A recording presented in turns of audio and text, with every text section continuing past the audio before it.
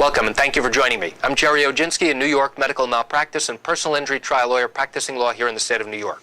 In my last series of video tips, we talked about the process of how lawsuits work. We're now up to the point where we're talking about depositions. What is a deposition? A deposition is a question and answer session that you must appear for in my office.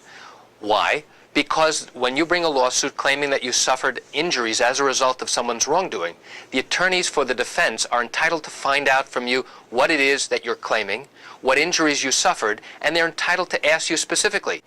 So what types of questions can an attorney ask at your deposition? Well, they're going to ask you about your history, your medical history. Have you ever suffered this type of injury before? What injuries have you suffered as a result of the wrongdoing? How did the wrongdoing actually happen? And during the course of questioning, the attorney in their own mind is going to evaluate your credibility, whether or not you're believable.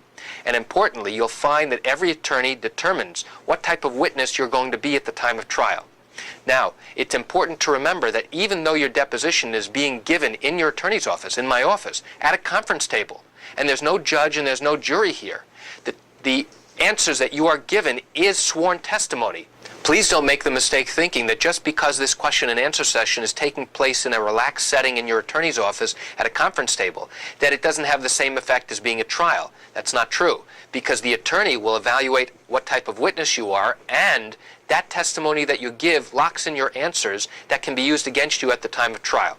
So it is exactly the same as if you are at trial giving answers. And that is why if you make a mistake during the course of your questioning, you can make corrections during the time that you're being questioned.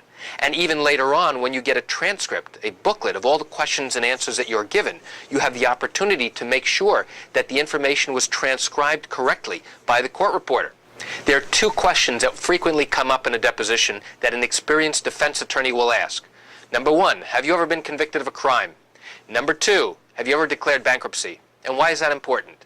Well, if for some reason you have been convicted of a crime, they want to know whether or not you're truthful.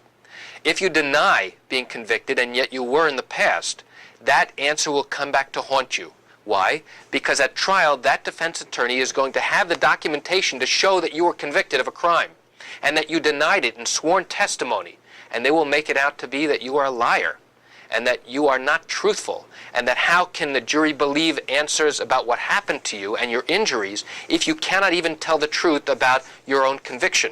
A smart defense attorney will ask whether you have ever declared bankruptcy.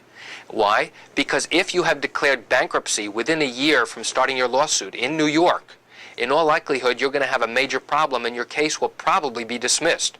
Why? Because once you declare bankruptcy, you no longer have the right or the ability to bring a lawsuit on your own behalf. You have to get special permission from the bankruptcy court if you intend on bringing a lawsuit for injuries you suffered as a result of someone else's wrongdoing.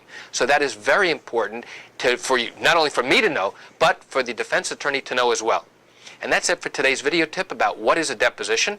I'm Gerry Oginski. Thank you for joining me. Have a great day.